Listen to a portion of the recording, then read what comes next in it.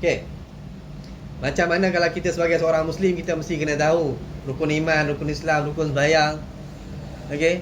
Syarat sah solat, syarat sah wuduk, semua kita kena tahu kan. Macam itulah kalau sebagai seorang warga negara, saya kata kita mesti kena tahu peristiwa-peristiwa penting dalam sejarah kita. Kan? Tapi tidaklah jadi apa-apa kalau tak tahu. Tapi cumanya tak syok lah. Sebagai orang Malaysia, orang tanya pada kita pun tak tahu nak cakap apa dengan orang. Kan? Kita kata esok-esok nak pergi luar negara belajar ni, pergi Mesir ke, pergi Jordan ke, pergi UK ke, mana-mana kan. Orang tanya, can you tell me about Malaysia? I mean, a summary on Malaysian history. Kita pun macam mana aku nak cerita ni? Nak mula dari mana? Kan? Orang nak tahu tentang kita, tapi kita tak tahu nak cerita tentang kita. Bermula sejarah kita yang paling penting di mana? Tahun-tahun penting. Kita bukan semestinya kena ingat semua, tapi untuk SPM kena ingat lah. Saya tengah bercakap dalam konteks sebagai seorang warga Malaysia, kan? Untuk SPM tu kena ikut Cikgu Azizi cakap apa. Ini saya datang sini ni untuk bagi satu overview, menimbulkan perasaan cinta pada negara, perasaan suka pada sejarah. Orang tak minat sejarah ni, betul tak? Minat. Minat ya. Kalau minat berjayalah Cikgu Azizi. Alhamdulillah. Tapi ramai tak minat sejarah. Ramai saya tengok dalam Facebook, dia kata, apakah mata pelajaran yang paling apakah mata pelajaran yang jadi ubat tidur di sekolah? Ramai jawab sejarah. Betul. Saya sendiri tak minat sejarah dulu. Tapi akhirnya buat degree sejarah, master sejarah, PhD sejarah. Sebab apa? Sebab cikgu. Itu penting cikgu punya peranan. Cikgu lah yang akan mengubah peranan kecintaan itu, yang menimbulkan kecintaan. Kalau kita belajar dengan kecintaan lain, kalau kita belajar tanpa kita ada kecintaan, kesedaran. Tapi peranan untuk menimbulkan kecintaan itu adalah peranan cikgu. Cikgu dia kena trigger the interest. Dia kena tak. Sebelum ini dia kata, sejarah ni buka muka surat 8, baca perengan pertama. Sama saya belajar dulu. Kamu perengan pertama kan tuan kan? Perengan kedua. Perengan ketiga siapa nak baca? Saya. Okey, baca. Lepas tu cikgu bagi total kan. Itu 25 tahun, 30 tahun dulu punya cerita. Tapi sekarang dah ada macam-macam lah. Cikgu-cikgu dah lebih enlightened, dah lebih tercerah. Cikgu punya kerja ialah trigger the interest. Hari ini dia tak sebut lagi PDP, sebut PDPC. Pembelajaran dan pemudahcaraan. Nampak tak? Pemudahcaraan. Kerja cikgu ialah trigger the interest of the student. So kalau sejarah, saya kata saya belajar sejarah dan minat sejarah sebab apa? Pensyarah saya. Saya masuk ijazah sarjana muda sejarah, saya belajar di UPSI lah, sejarah Kamang dengan Cikgu Azizi. Saya senior dia. Saya minat disebabkan Prof Adnan Nawang. Profesor Adnan Nawang. Saya selalu sebut di mana-mana pun, betapa peranan guru itu menyebabkan kita tiba-tiba rasa sentak, ini rupanya kepentingan dia. Saya belajar sejarah, saya rasa macam mula-mula saya masuk, alamak, benda yang sama juga dia ulang-ulang. Kan? Kena apa, siapa sign tanda tangan, siapa pergi sana, siapa pergi sini, siapa tahun ini berlaku apa. Aduh kan, kita 3 belajar benda sama, 4 belajar sama, 5 belajar sama juga. Bila nak berubah, tiba-tiba bila belajar dengan satu orang guru yang dia kata, inilah sejarah, betapa penting sejarah mesti dikaitkan dengan hari ini. Itu kegagalan kita.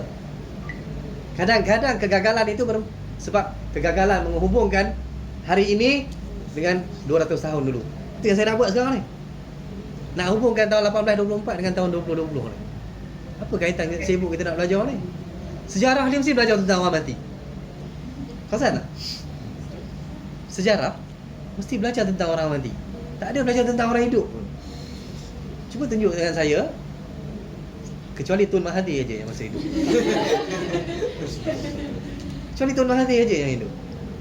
Allah panjangkan usia dia. Kan? Dalam buku sejarah dia sahaja yang ada. Permulaan wawasan 2020 dilancarkan oleh Tun Mahathir kan? Oleh Perdana Menteri yang keempat gitu. Itu je. Hal lain semua orang yang meninggal kita belajar. Untuk apa? Orang belajar. Quran itu sendiri 60 hingga 70% adalah sejarah.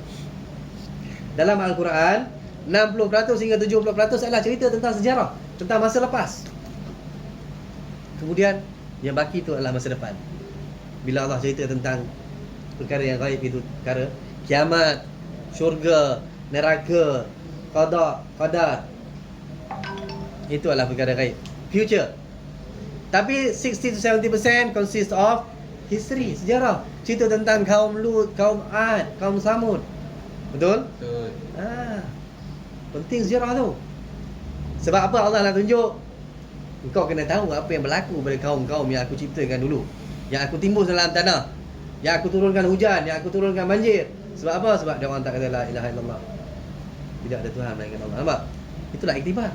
Inilah kita nak belajar dalam sejarah. Inilah dia yang kita nak belajar ni.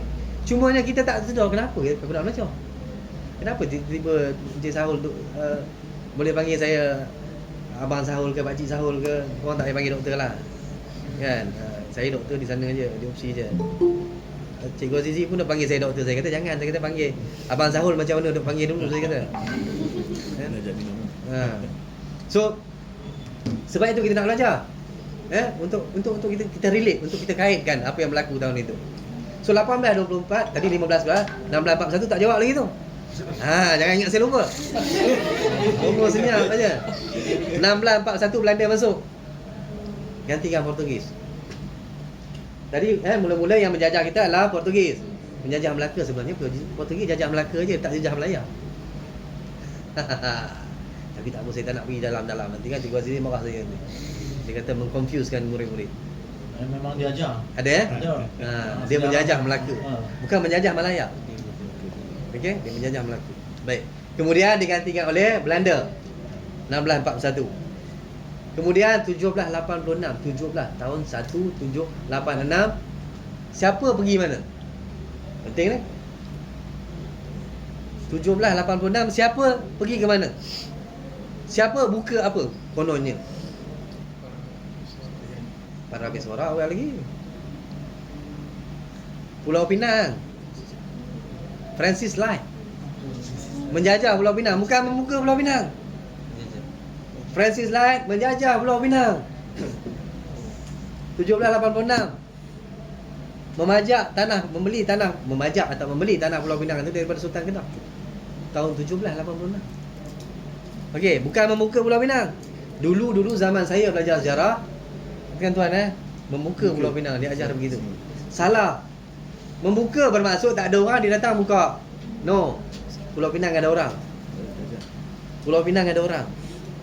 Kerja kami adalah menyemak, istilah saya adalah panel penilai untuk buku-buku teks sejarah yang korang pakai ni. Saya adalah panel penilai DPP. Tingkatan 2, 3 dan 5. Dan 5 Tingkatan 4 tak? 2, 3 dan 5. Saya adalah panel penilai yang akan cek istilah-istilah yang digunakan ini. Buka tak boleh guna. Dia bukan guna. Kan sekarang ni kami adalah saya dan beberapa orang profesor yang di luar tu yang memperjuangkan untuk menukar semula istilah-istilah dan nama-nama tempat. Nama tempat Georgetown tukar balik kepada Tanjung. Profesor Datuk Dr. Murad American. Okey, dia di ISTAC UIA dan USM dulu. Saya antara yang menyokong kuat pergerakan ini untuk menukar semula nama-nama negara, nama-nama tempat kembali kepada nama asal. Sebab nama asal dia lain. Itu saya kata tadi maruah. Kan? Nama ni maruah. Nama kita maruah kita tak? Suka tak Rahman dia tulis dia tukar jadi Rahmat. Jadi T. Nun dia buang tambah dengan jadi Ta. Rahmat. Suka tak orang panggil itu? Nama Rahman tapi orang panggil Rahmat. Tak biarlah kan? Macam itulah. Akhirnya orang tak kenal Rahman. Orang tak kenal Syamrul, orang Syamirul. Kan? Orang panggil Syamisul orang tu. Suka tak? Tak suka, itulah dia maruah lah tu. Dia perasaan cinta tu. Perasaan cinta pada diri sendiri. Tadi kita perasaan cinta pada tempat kita, negara kita. Okey? Baik, 1641 Belanda masuk, 1786 Francis Light di sana. 1786 dah ambil Pulau Pinang saja. Okey. Kemudian berlaku satu peristiwa. 1824 yang menyebabkan alam Melayu ni sebelum pecah pada dua bahagian. Apa dah peristiwa? Perjanjian apa? Perjanjian Inggeris Belanda. Perjanjian Inggeris Belanda yang dibuat di mana? Dia nak memecahkan alam Melayu, iaitu Indonesia dan Malaya sekarang ni lah. Indonesia, Malaysia, Singapura yang jadi negara Singapura ni. Yang buat perjanjian ni siapa? Orang Melayu ke orang putih? Orang putih. Nak ambil apa? Orang putih buat perjanjian untuk buat apa? Untuk memisahkan alam Melayu. Nampak? Alam Melayu, orang putih, orang lain datang jajah tanah. Lepas tu dia buat perjanjian sama dia. Contohlah. Contoh. Orang kaya sekarang ni dalam dunia ni, Mark Zuckerberg kenal. Dari Facebook kan, dengan Jeff Bezos. Amazon.com tu Jeff Bezos. Ini antara orang terkaya di dunia lah. 5 orang terkaya di dunia ni dia orang ni. Kaya tak dia orang? Okey. Dia datang ke Bahau, contohlah. Bagi senang. Dia datang ke Bahau ni.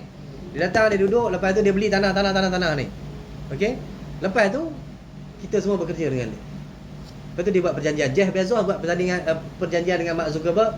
Okeylah, sepadan daripada luar kampung Jambu 8 ini kau ambil, kata. Semua kau ambil. Daripada Jambu 8 ke depan ke belah sana, ke hala Juasing kau ambil. Hala Bahau kau ambil. Dia tak tanya ketua kampung, dia tak tanya undang luar berapa, dia tak tanya. Tak tanya. Dia buat perjanjian sama dia. Macam mana rasa? Seronok tak? Rasa macam mana? Rasa terhina lah. Orang lain datang, tak kenal siapa pun dia. Dia datang, dia kata, jom kita buat perjanjian, kata. Yang sebelah kanan kau ambil, sebelah ni kau ambil. Macam mana rasa? Itulah yang berlaku perjanjian Inggeris Belanda 1824. Dia buat perjanjian di London. Yang orang sini tak pernah pergi London pun. Tak tahu pun London tu benda apa. Tahun 1824 tidak ada lagi orang pergi berhijrah atau pergi ke London belajar, bukan. Di Mekah ada lah yang pergi belajar. London tak ada. Orang tak tahu pun London. Nampak? Dia pergi buat perjanjian di London untuk memisahkan alam Melayu pada dua bahagian. Daripada Singapura ke atas, tanah Melayu ni, semenanjung tanah Melayu ni milik siapa? British. Dari Sumatera, Pulau Jawa milik siapa? Milik Belanda. Dipecahkan alam Melayu. Dari situlah bermulanya sempadan hari ini yang ada antara Malaysia dengan Indonesia. Kena tahu. Dulu Malaysia dengan Indonesia tak wujud. Yang wujud Johor Riau Lingga. Yang wujud Perak. Yang wujud Negeri Sembilan tak ada lah. Negeri Sembilan tak ada also. Yang ada ialah Johor, Rembau, Pilah, macam itu. Okey. Tapi yang wujud sebagai besar itu ialah tu Perak, Negeri Sembilan, Melaka, Pahang, semua wujud. Okay. Betawi itu Jakarta sekarang. Betawi, Sumatera, Pagar Ruyung, Aceh, itu semua wujud. Tapi tak ada Indonesia, tak ada Malaysia. Orang Sumatera dia boleh naik sampan, cross Selat Melaka pergi ke Perak. Okey. Orang Betawi boleh naik sampan pergi ke Johor. Singapura tu Johor lah. Okey, Singapura tu milik Johor. Dia pergi sana, dia boleh masuk. Tak ada orang tahan kat sempadan kata minta pasport. Tak ada. Siapa yang buat pasport? British dengan Belanda lah tahun 1824 tu. Yang kita duk pakai pasport ni semua ni, punca asalnya sejak 1824 apabila sempadan tu dibuat. British buka pejabat di Singapura. Belanda buka pejabat di Jakarta, Betawi. Betawi tu maksudnya Jakarta, nama lama dia Betawi. Dia buka pejabat di sana. Siapa yang nak masuk ke Jakarta, kau kena ambil permit daripada Singapura mengatakan nak travel ke sini. Siapa yang nak pergi ke Singapura, nak masuk ke tanah Melayu, kena ambil sana. Sebab dua ni jadi pelabuhan yang paling penting. Terpisah dua dah. Siapa yang pisahkan tadi? Belanda dan British. Itu kita kata penjajah. Penjajah. Kau kena faham dia, dek. Penjajah ni, jangan ingat penjajah baik. Penjajah sentiasa jahat. Saya bukan nak kata nak ajar benci orang, bukan. Saya nak kata kita perlu sedar. Jangan rendah diri dengan orang putih. Ini satu penyakit kita. Kita sangat rendah diri dengan orang putih. Kita diajar apabila orang bercakap Inggeris, kita rasa macam hebat ni. Ya, bagus, dia berilmu. Hormati dia disebabkan ilmu dia, bukan hormati dia disebabkan bahasa Inggeris. Kalau dia boleh cakap bahasa lain pun, hormati dia sebab dia menguasai satu ilmu yang lain. Kalau dia boleh bercakap Mandarin dengan baik, hormati dia sebab dia mampu menguasai bahasa yang lain. Kalau dia boleh bahasa Tamil, hormati dia sebab dia mempunyai pengetahuan untuk bahasa lain. Sebab bahasa ni nikmat yang Allah bagi. Betul? Nikmat yang Allah bagi. Kita menguasai satu ilmu yang baru. Tapi orang kita, kalau bahasa Inggeris dia bukan main lagi orang, kan? Tunduk-tunduk dengan orang tu bercakap macam tu. sebab orang tu mahir bahasa Inggeris. Padahal kalau kita pergi ke London, ke Australia apa semua, saya duduk sana 4 tahun, umur 6 tahun dia bercakap bahasa Inggeris kan. Takkan kita nak pergi tunduk hormat dengan dia? Yes. Yang kurang kan. Umur 6 tahun. So itu bahasa dia. Sekurang-kurang pandai juga kita bercakap bahasa Inggeris. Dia tak tahu langsung cakap bahasa Melayu. Betul tak? Tapi bila dia jajah kita, dia pandai berbahasa Melayu. Dia belajar Jawi. Apabila mereka datang untuk menjajah, benda pertama, perjanjian yang dibuat dengan Francis Light, antara Francis Light dengan Sultan Kedah dalam tulisan Jawi. So dia ada penasihat dia. Nampak tak? Dulu orang datang ke tanah Melayu mesti nak kena belajar bahasa tulisan Jawi. Tapi hari ni orang tak nak belajar. Sedih kita. Hari ni orang tak nak belajar. Dia rasa macam kalau Jawi tu satu benda yang sangat inilah, macam nak mengislamkan orang, macam nak memelayukan orang. Saya kata tidak, belajar Jawi bukan memelayukan. Jawi ni identiti. Semua bangsa ada identiti dia. Semua negara ada identiti dia. Jawi ni identiti sini. Oh, saya ni orang tak kenal saya. Saya di luar ni saya lain. Saya ni fighter di luar yang memperjuangkan Jawi, memperjuangkan bahasa Melayu. Orang kenal saya di luar banyak. Okey. Tak menteri pun dia kenal. Memang tahu tentang saya betul. Saya memang banyak isu ni, saya memang banyak perjuangkan. Okey. Ini adalah isu yang penting. Jawi. Hari ini orang menolak Jawi. Bukan suruh belajar, tapi introduce sahaja, pengenalan sahaja. So, kita kena berjuangkan. Mesti mempertahankan Jawi. Ada kata Jawi tak ada nilai komersial pun. Tak, memang tak ada nilai komersial, tapi itu adalah identiti. Itulah identiti. Orang 200 tahun dulu orang kena belajar Jawi untuk datang buat perjanjian di sini. Okey?